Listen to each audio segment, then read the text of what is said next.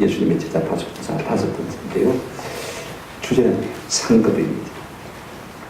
우리 예수님 어린 양과 같은 제자들을 일대 같은 세상에 보내시면서 많은 고난을 당할 것이다. 그러나 끝까지 인내하며 오늘 될 것이다. 약속하시길 못지 않고, 때로 너희가 세상에 나갔을 때 세상에서 아무것도 아닌 사람들처럼 무참히 짓밟힐 수도 있을 것이다. 또 가족들 가운데서도 너희와 원수가 되는 사람이 있을 것이다 라고 말씀하셨습니다. 이것도 비참한데 내가 이를 부인하지 않으면 결단코 상을 받지 못하리라 라고 말씀하셨습니다. 자아마저도 무참히 깨달아야 되는 그와 같은 상황이 예수님을 따르는 제자의 삶인 것을 여태까지 말씀을 하셨습니다. 그렇다면 여러분 한번 생각해 보십시오. 누가 이 어려운 길을 가겠습니까? 누가 이 길을 걸어가겠습니까? 누가 제자가 되려고 하겠습니까? 그러나 이제 우리 예수님은 이 제자 파송사의 결론을 내리면서 너희의 가는 길에 고난만 있는 것이 아니다. 그 길 끝에 영광과 위로와 상급이 있을 것이다 라고 말씀하십니다. 아멘. 고난만 있는 것이 아니다. 그 길 끝에 영광과 위로와 상급이 있을 것이다. 이 말씀을 통해서 우리 예수님께서는요, 세상으로 나간 제자들에게 큰 위로와 격려를 주시는 것을 볼 수가 있습니다. 너희는 하나님의 대사다. 너희는 내가 보내는 사람이다. 너희는 하나님의 사람이고 내가 너희를 책임질 것이다. 그러시면서 하나님께서 격려하시는 것을 볼 수가 있습니다. 이렇게 읽은 사람은요, 오늘 말씀에 반밖에 읽지 못하는 사람, 제자들에게 주시는 엄청난 위로가 있지만 또 세상을 향해서 엄청난 도전을 주시는 것을 볼 수가 있습니다. 무슨 말씀입니까? 너희가 내 제자를 대하는 태도가 곧 내게 대하는 것이 될 것이다. 너희가 내 제자를 존중히 여기면 나도 너희를 존중히 여기겠지만은, 그러나 그렇지 않냐고 없이 여기고 버리면 나도 너희를 경멸하고 버리겠다라고 말씀하신 것입니다. 상당히 두려운 말씀이지. 이처럼 우리 예수님은 이 말씀을 통해서 제자들에게 위로와 격려를 주시고 세상에겐 엄청난 도전을 주시는 것을 볼 수가 있습니다. 이제 우리 예수님께서 하시는 말씀이 무엇인지 구체적으로 한번 생각해 보십시다. 첫째로 우리가 생각할 것은요, 제자는 하나님의 대사라는 대명제입니다.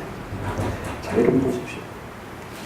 세상으로 나가야 하는 제자상은 인간적인 관점에서 보면 비참하기 짝이 없습니다.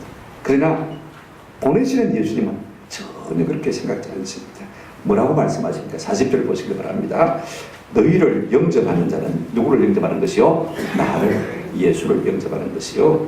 나를 영접하는 자는 나를 보내신 이 누구죠? 하나님을 영접하는 것이라 라고 말씀하신 것을 볼 수가 있습니다. 자, 보십시오. 지금 제자들이 세상으로 나갑니다. 그죠? 근데 세상 사람들이 너를 영접하면 곧 누구를 영접하는 것이 됩니까? 나를 영접하는 것이 되지고, 나를 영접한 것은 곧 누구를 영접한 것이 되십니까? 예수님을, 하나님을 영접한 것이 되준다라고 말씀하셨습니다.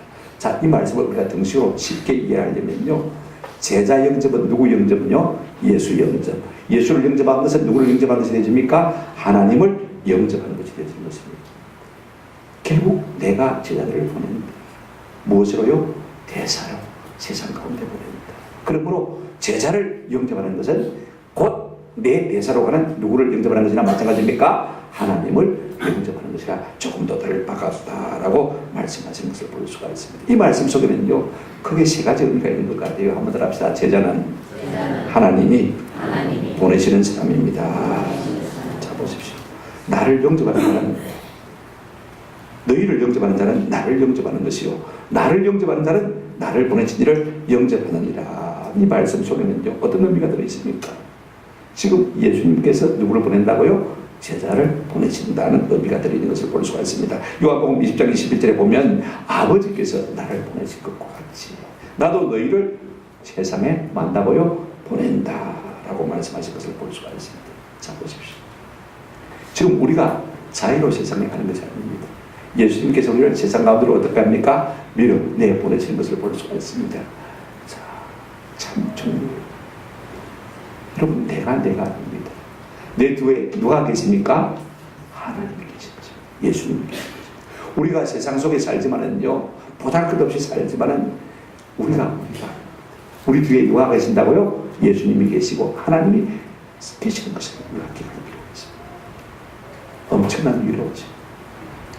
만약에 우리를 함부로 세상에 한다면요, 하나님이 그냥 두실 것 같아요? 그렇지 않습니다. 또 하나 이 의미가 있습니다. 자, 보시죠.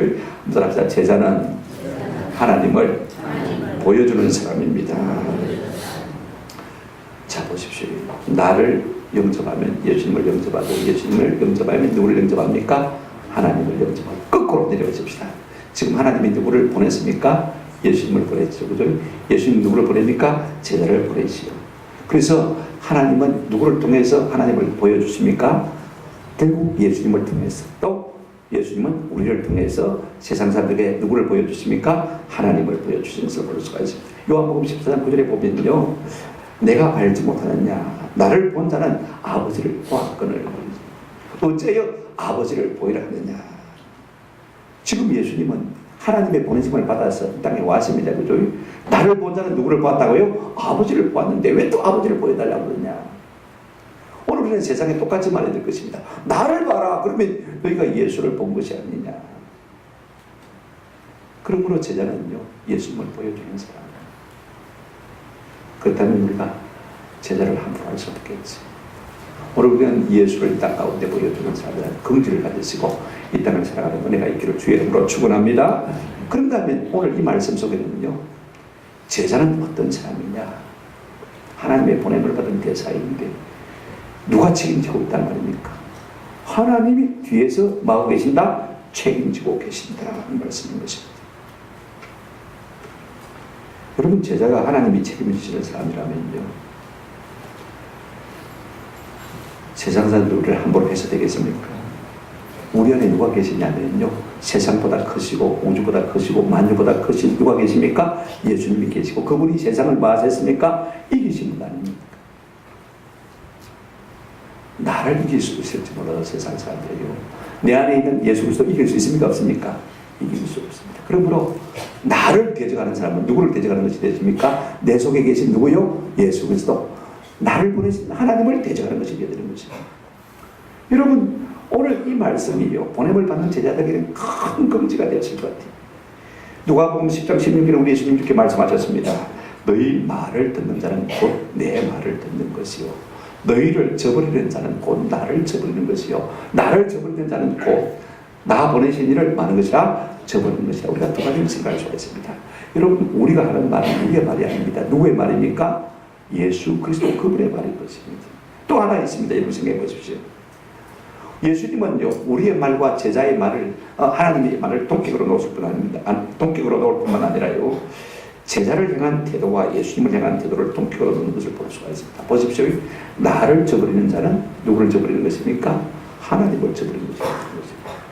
내가 시주부재하고 세상에 아무것도 아닌 것 같아도 나를 저버린 사람은 누구를 저버리는 것이 되십니까? 하나님을 저버리는 사람입니다. 그만큼 하나님께서 동격으로 우리를 삼으신 것을 볼 수가 있습니다. 자, 보십시오. 사울이라는 사람이 예수를 알지 못할 때 예수님 삶을 핍박을 얼마나 많이 했는지 모릅니다. 그가 저 수리아에 있는 다마스커스, 다메섹이죠, 그죠? 거기에 있는 우리 예수님 삶을 잡아내고 이제 본무도 당당하게 그때 낮에 이제 다메섹을 향해서 가보는 그런 중이었습니다. 그때 그때 낮에 햇빛보다 더 강한 빛 가운데서 부활하신 예수님께서 사울의 발걸음을 딱 가로막으시고 그를 무릎 엎드리신 것을 볼 수가 있습니다. 그래도 이 사울이요, 정신줄을 놓지 않고 주여 니시오니까 라고 물었거든요. 어지가 대단한 사람. 그 빛 가운데 녹아지지 않냐고. 그때 우리 예수님 이렇게 말씀하셨습니다. 한번 다 하실까요? 나는 네가 박해하는 예수라. 여러분, 사도 바울은 예수님과 동년배 사람입니다만요, 예수님에 대해서 소문을 들었지만은 만나본 적이 없는 사람이에요. 한 번도 예수를 직접 만나서 예수님을 욕한 적이 없는 사람이에요. 그런데 지금 부활하신 예수님께서 사울 보고 뭐라 했습니까? 나는 네가 박해하는 누구라? 예수라. 예수님은요, 자기의 제자들을 자신과 동격으로 놓고 있는 것을 볼 수가 있어요. 그들을 박해하는 것은 곧 누구를 박해하는 것입니까? 나를 박해하는 것입니다. 너무 황송한 말씀 아니에요, 그죠? 오늘 이 말씀을 듣고 나간 제자들은요, 얼마나 마음에 큰 위로를 받았겠습니까? 요한복음 13장 20절에도 비슷한 말씀이 있습니다. 내가 진실로 진실로 너에게 이르노니 내가 보낸 자를 영접하는 자는 나를 영접하는 것이요, 나를 영접하는 자는 나 보내신 이를 말하는 것이니라. 영접하는 것이다.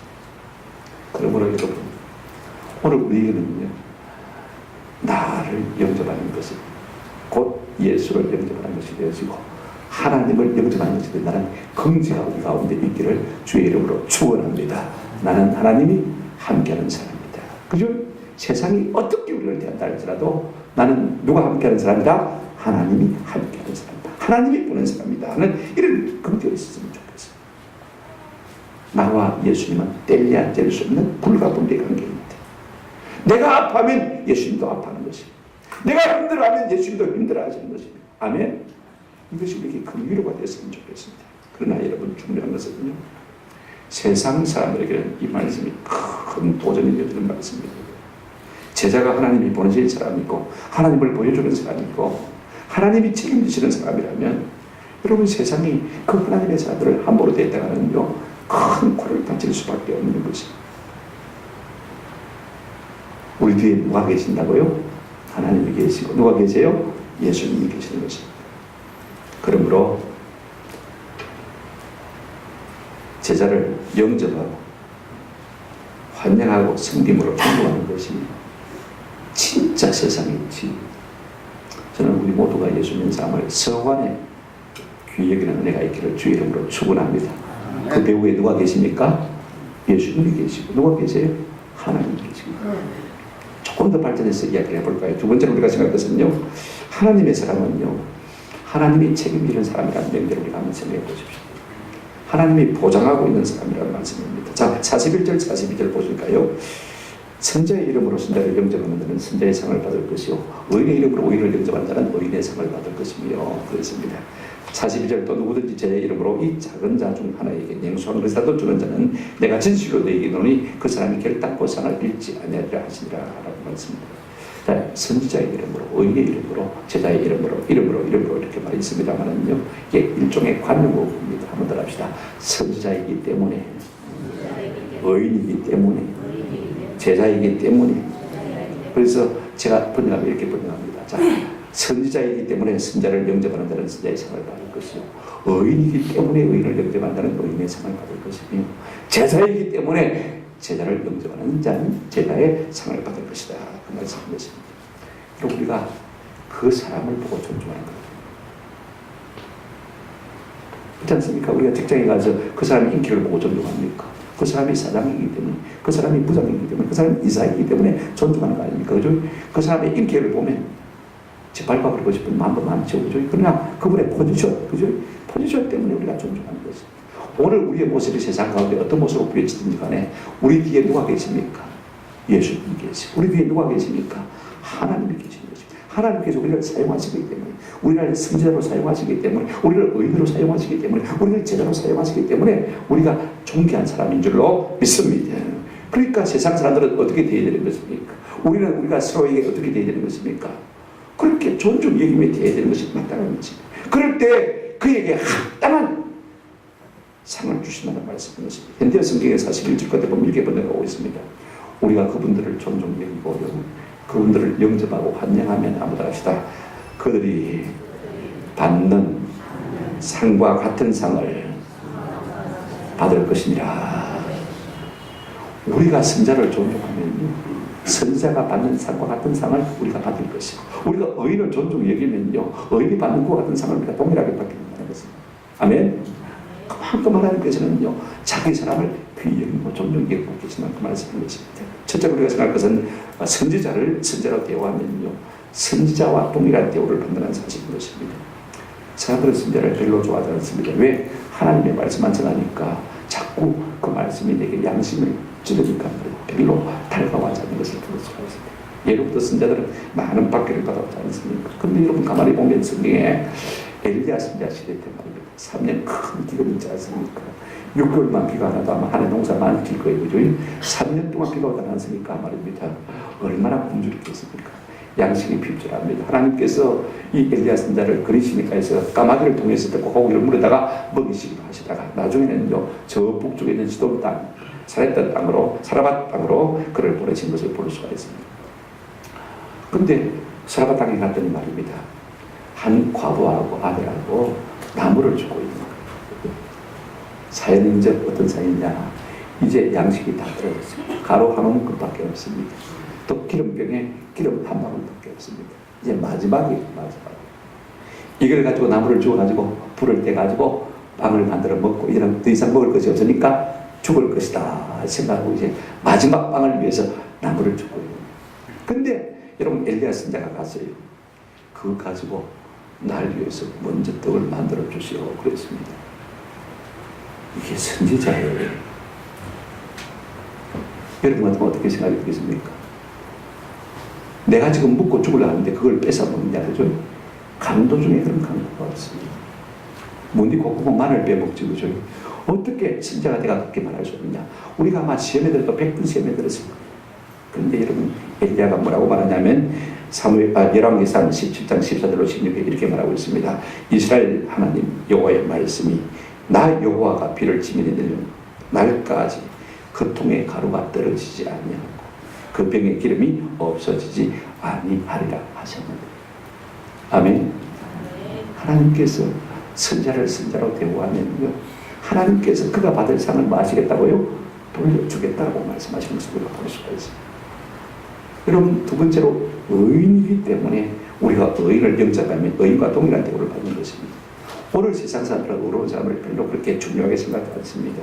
있어도 그만 없어도 그만이라고 생각합니다. 의인이 있는 것에 대해서 오히려 불편함을 느낍니다. 왜냐하면 그들이 오면 내 죄가 드러나기 때문에 그렇습니다. 그러나 여러분 우리가 알아야 될 것은요 의인 한 사람의 가치가 얼마나 소중한지 몰라요. 창세기 18장을 보면 하나님께서 소돔과 고모라를 불러 심판하셨다고 말씀하셨을 때 아브라함이 하나님 앞에 딱바닥다가 앉아서 중보하고 있어갑니다. 하나님 그러시면 안 되지요. 악인과 함께 의인을 멸하는 것은 공의 하나님이 아니지 않습니까? 하나님 이렇게 하십시오. 그 땅에 의인 50명만 있으면 하나님 소돔과 고모라 성을 심판하지 말아 주십시오. 그렇게 기도했을 때 하나님 예스 했습니까? 노 했습니까? 예스 했습니다. 가만히 생각해보니까 자신이 자꾸 없어져 가는 거예요. 하나님 조금만 양보하면 안 되겠습니까? 45명 그죠? 하나님 예스 노? 예스 했습니다. 다시 생각해보니까 45명이 안 될 것 같아요. 몇 명요? 40명. 하나님 예스 했습니까? 예, 예스 했습니다. 아니 하나님 죄송합니다. 30명. 하나님 노 했을까요? 30명도 괜찮아요. 아니 하나님 아무래도 안 되겠습니다. 20명 좀 낮추면 안 되겠습니까? 예. 그래 20명 낮추자. 하나님 또 예스 했습니다. 아무도 자신이 없습니다. 또 아브라함이 하나님을 기도합니다. 하나님 딱 10명만 하면 될까요? 하나님 예스 했을까요? 노 했을까요? 6번이나 반복했어요. 그죠? 우리 같으면 치아프라 그랬습니다. 그죠? 그런데 하나님 6번이나 계속 반복했음에도 불구하고 뭐라고 하셨습니까? 괜찮습니다. 10명만 있어도 내가 소돔과 고모라를 멸하십니다. 아마 아브라함이 좀 더 7번째 하나님 5명만 있으면 안 되겠습니까? 8번째 1명만 있으면 안 되겠습니까? 그렇다면 하나님께서 아마 소돔과 고모라를 심판하지 않았을 것 같아요.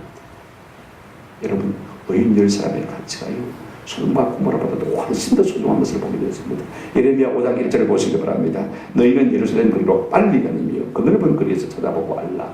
너희가 만일 정의를 행하는 진리를 구하는 자를 한번 더 합시다. 한 사람이라도 찾으면 내가 이 세력을 용서합니다.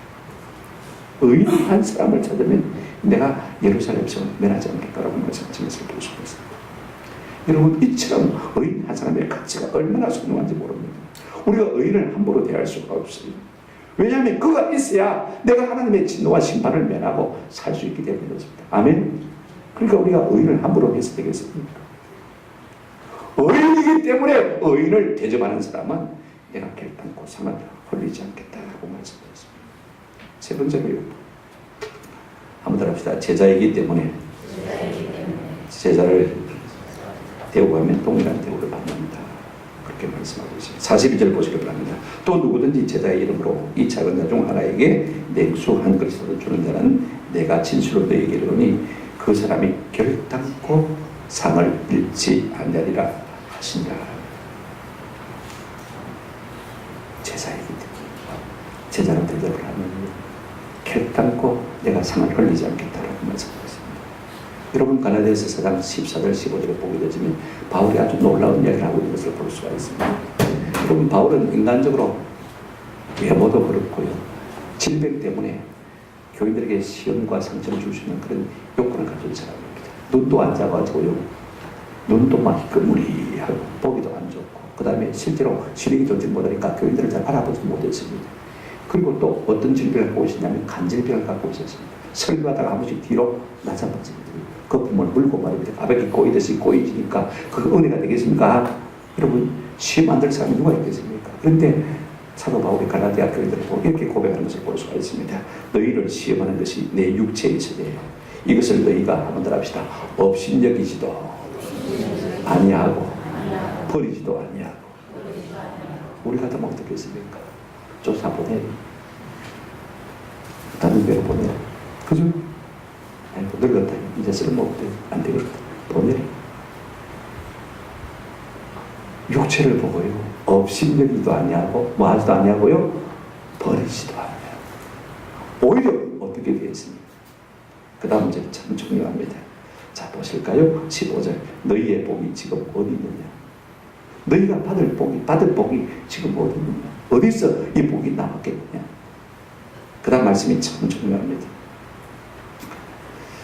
버리지도 아니하고 없으니기도 아닌데 오직 한번 더 합시다. 하나님의 천사와 같이 그리스도 예수와 같이 영접하였도다. 참 대단한 갈라디아 교회. 인간적으로 얼마든지 시험이 될 수 있는 요소가 있음에도 불구하고 없이 여기지도 아니하고 번지도 아니하고 뭐처럼요? 천사처럼, 뭐처럼요? 예수님처럼 사도 바울을 대했다는 것입니다. 이것이 그들에게 뭐가 됐다? 복이 됐다. 내가 단언컨대 갈라디아 교인 여러분들은 내 눈 때문에 여러분들의 눈이라도 빼어줬을 것이 틀림이 없다. 여러분 이 갈라디아 교회는요, 사도 바울의 연약함을 비난의 근거로 삼은 것이 아니라 한번 더 합시다. 섬김의 근거로 삼았습니다.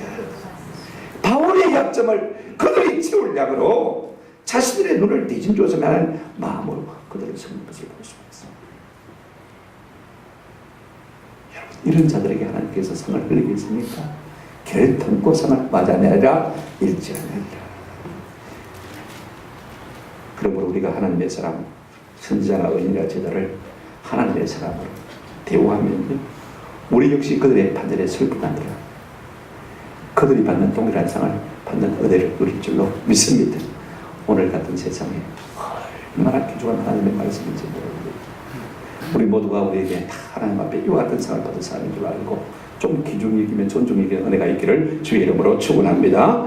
세 번째는요, 그렇다면 이 말씀은 제자들에게 큰 위로가 되지만 동시에 세상 사람들에게는 엄청난 도전이 되는 말씀이라는 것을 우리가 좀 생각할 필요가 있을 것 같아요. 우선 40절 42절을 한번 같이 읽어보시겠습니다. 너희를 영접하는 자는 나를 영접하는 것이요 나를 영접하는 자는 나를 보내신 이를 영접하는 것이니라. 42절. 또 누구든지 제자의 이름으로 이 작은 자 중 하나에게 냉수 한 그릇이라도 주는 자는 내가 진실로 너희에게 이르노니 그 사람이 결단코 상을 잃지 아니하리라 하시니라.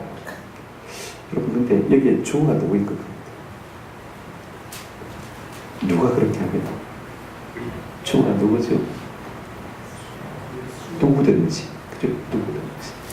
오고 오는 수많은 세대에 세상 사람들 모두를 말하는 것을 볼 수가 있습니다. 그들이 예수님이 보내신 제자들을 어떻게 대하냐에 따라서 내가 그들을 대하겠다. 지금 그렇게 말씀하고 있는 것을 볼 수가 있습니다. 오늘 본문에 보면 영접이란 말이 6번, 상이라는 말이 3번 나옵니다만, 여러분 한마디로 예수님이 보내신 제자들을 환영하고 영접하고, 그죠? 그 다음에 그들을 작은 것이라도 섬길 때 결탄코 뭘 잃지 않겠다? 상을 잃지 않겠다라고 말씀하는 것을 볼 수가 있습니다. 왜 그렇습니까? 그들이 제자들을 영접하고 환영하고 섬기는 것으로 말미암아 결국은 누구를 섬기는 것이 되어집니까?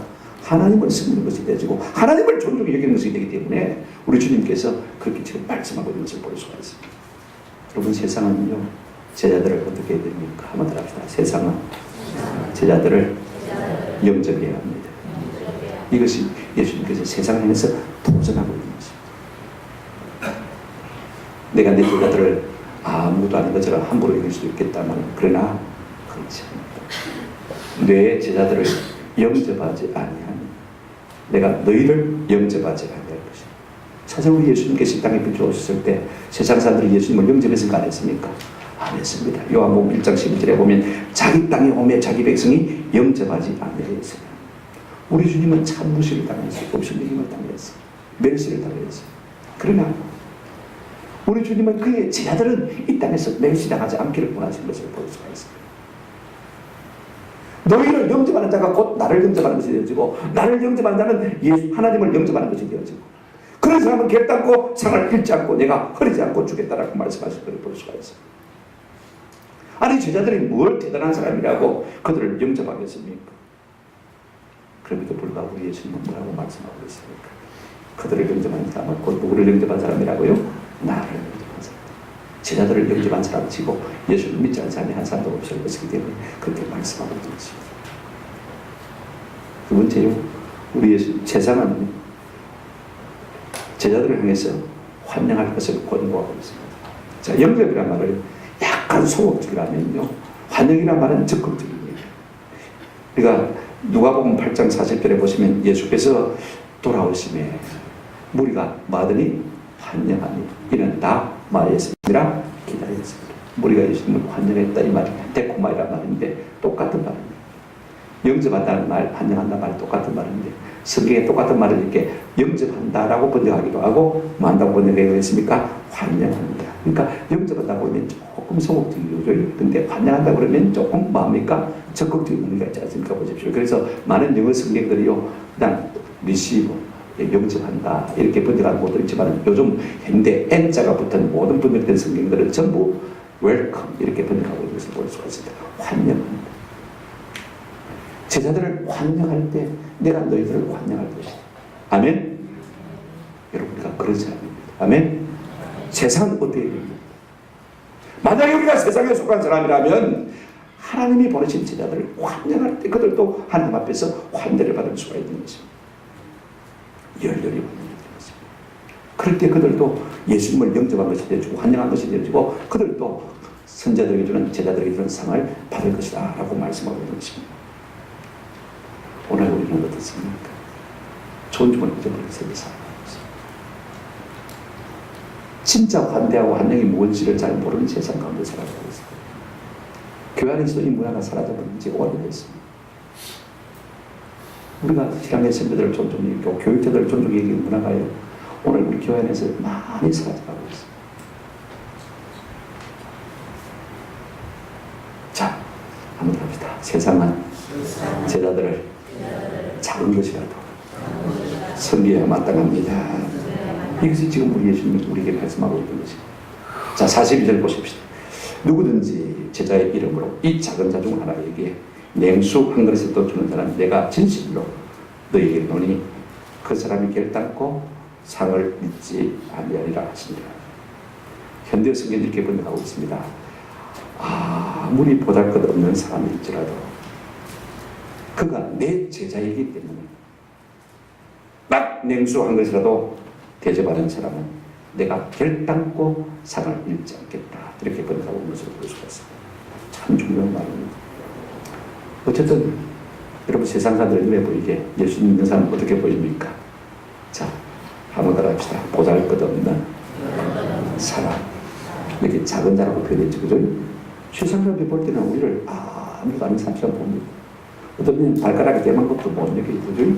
그런데 그런 내 제자를 향해서 제가 성경을 번역했으면 모노 한번 합시다. 딱 참으로 것이라도 대접하면 내가 반드시 상을 잃어버리지 않게 할 것이다.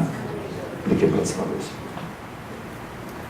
여러분 아무리 작은 자를 향하면 아무리 작은 봉사를 할지라도 그가 내가 보낸 사람이라면요 하나님께서 기억하시고 뭐 하시겠다? 상을 주시겠다. 오늘 우리는 거창한 봉사, 여기에 익숙이 되어 있습니다. 그 거창한 봉사는 어떤 봉사냐면 한번 합시다. 내 이름으로 하는 봉사.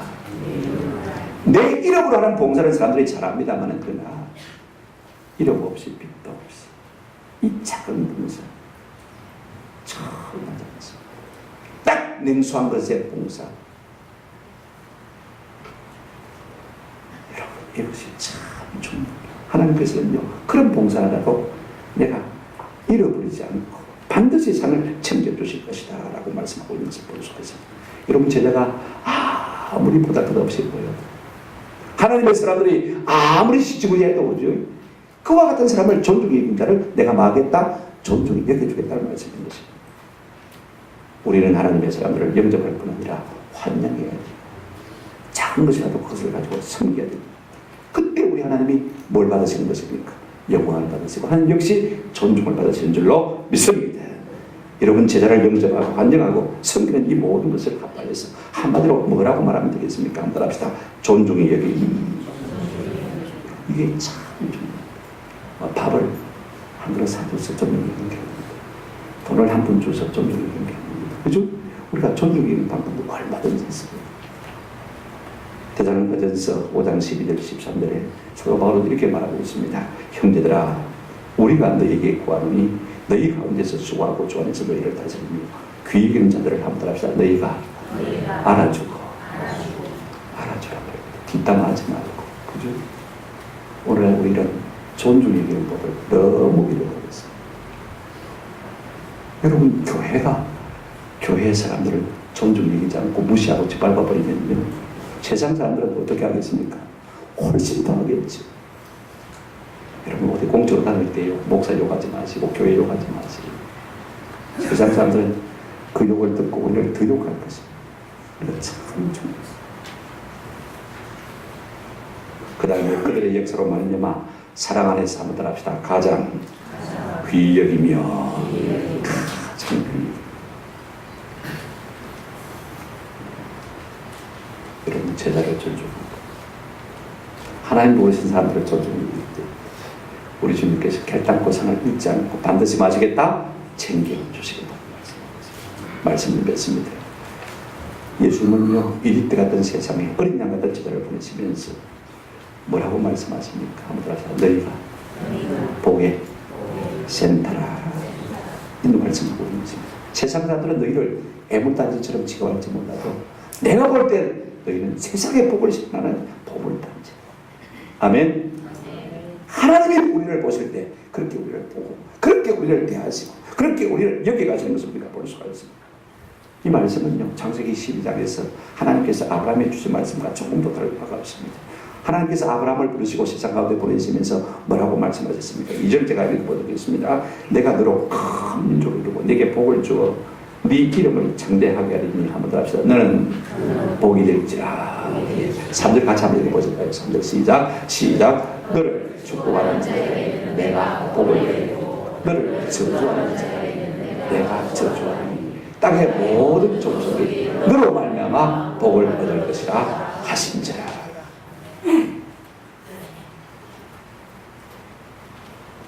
부르시고 택하신 아브라함에게 하나님께서 이와 같은 복을 주신 것을 볼 수가 있습니다.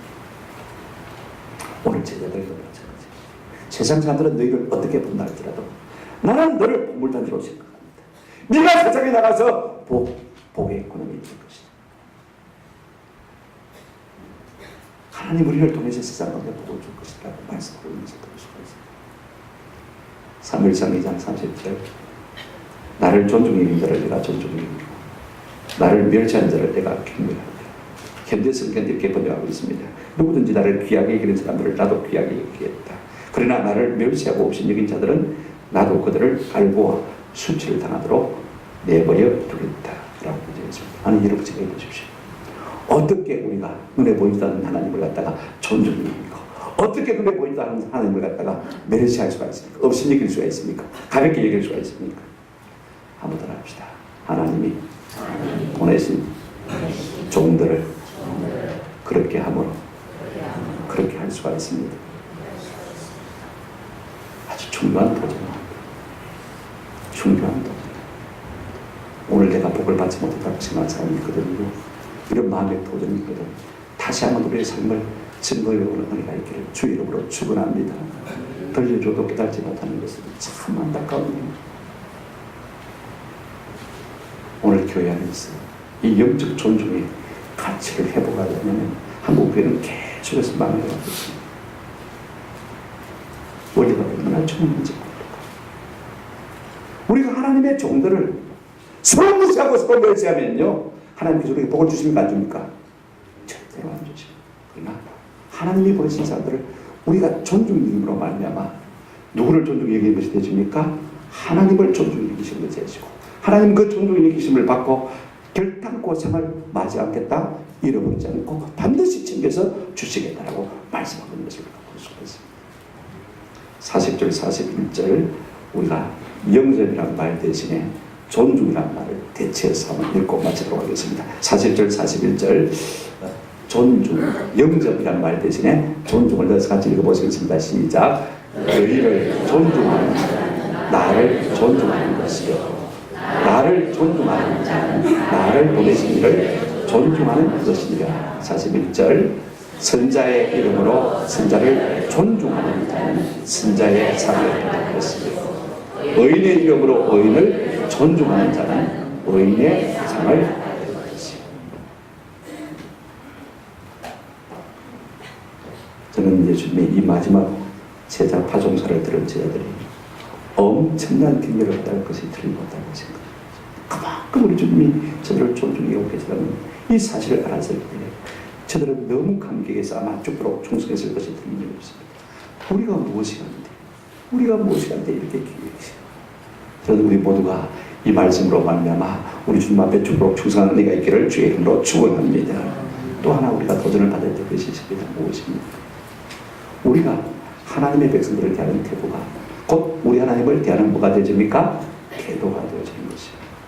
우리 모두가 서로 귀여기고 존중하고 환영하는 그래서 작은 것이라도 잘 섬기고 말미암아 하나님께서 영광을 받으시고 존귀임을 받으시고 그 우리에게 주실 상들을 흘리지 않는 놀라운 은혜가 저와 여러분에게 주어지기를 주의 이름으로 축원합니다. 하나님의 사람들을 향한 태도가 곧 하나님을 향한 태도인 것을 꼭 기억하시기를 부탁을 드립니다. 이것은 제자들을 향한 격려고 동시에 우리를 향한 하나님의 놀라운 도전의 말씀인 것입니다. 우리가 마음에 새기시고 풍성하게 응답하는 은혜가 있기를 주님의 이름으로 축원합니다. 아멘.